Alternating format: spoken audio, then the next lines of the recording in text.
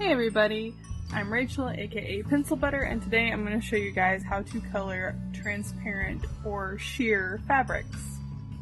Alright, so I've got my line art ready to go, and for this I used the 0.2mm fine liner for most of the drawing, except for the areas underneath the veil. For that I used the 0.05mm fine liner. And the reason for that being, this fabric is not going to be completely transparent. There's still a little bit of color there, so you're not going to be able to see what's underneath it quite as well. So I don't want my lines to be really harsh and defined like in the rest of the drawing. Now, before you can color your transparent or sheer fabrics, you need to know what color everything else in your drawing is going to be, especially the things that fall behind or underneath the fabric.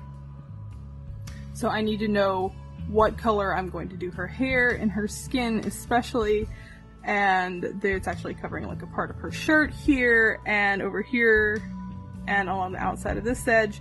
You'll be able to see whatever color the background is. Now, the easiest way to make sure that you have all your colors set in place is to go ahead and color everything else first and then color your fabric last. So that's what I'm going to do. I'm going to go ahead and color everything else in this drawing, and then I will be back to show you how to color the fabric. Now I'm going to be doing white fabric, so basically everything underneath it will just be a lighter shade of what isn't colored by the fabric. For instance, for her hair, I used these three colors. I'm going to knock out the darkest shade, and maybe this one too. We'll have to see what it looks like when I get there, but I'm also going to add in a lighter pink color. And I'll do the same thing for her skin, and for the background, I'll just use a lighter blue.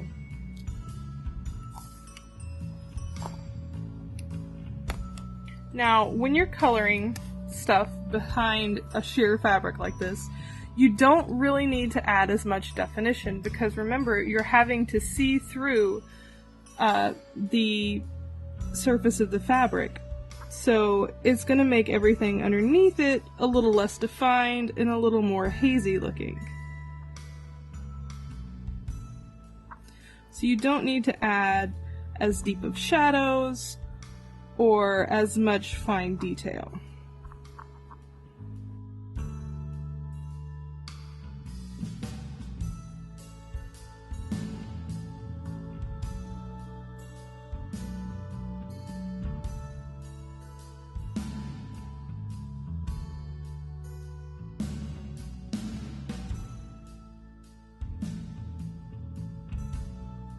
Alright, one important thing to remember when you're doing transparent fabrics is that anywhere the fabric overlaps itself, it's a little hard to see, but right here I actually do have the fabric overlapping.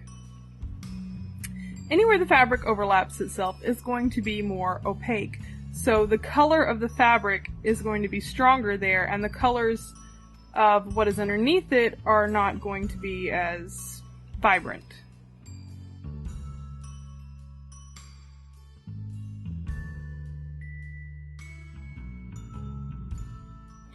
Alright, now, because I think my colors are just a little bit too bright on the hair and background, I'm going to take a very light gray and tone them down, because even though I used a lighter color, the colors are still really, really vibrant. Alright, now I'm just going to add a little bit of shading to define the folds of the fabric, because up until now I've just been coloring the things underneath it.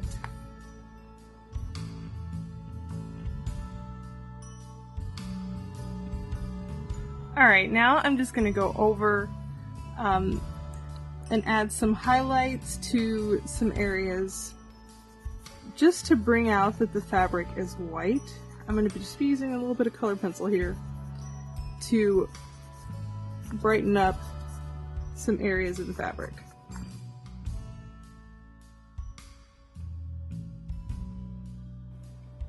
Alright, and now that's done. If you want to make your transparent fabric some color other than white, you basically just use the same method and then go over everything with a very watered down version of the color that you want the fabric to appear. Say I want to do a black transparent fabric, I would just go over everything with a light gray color.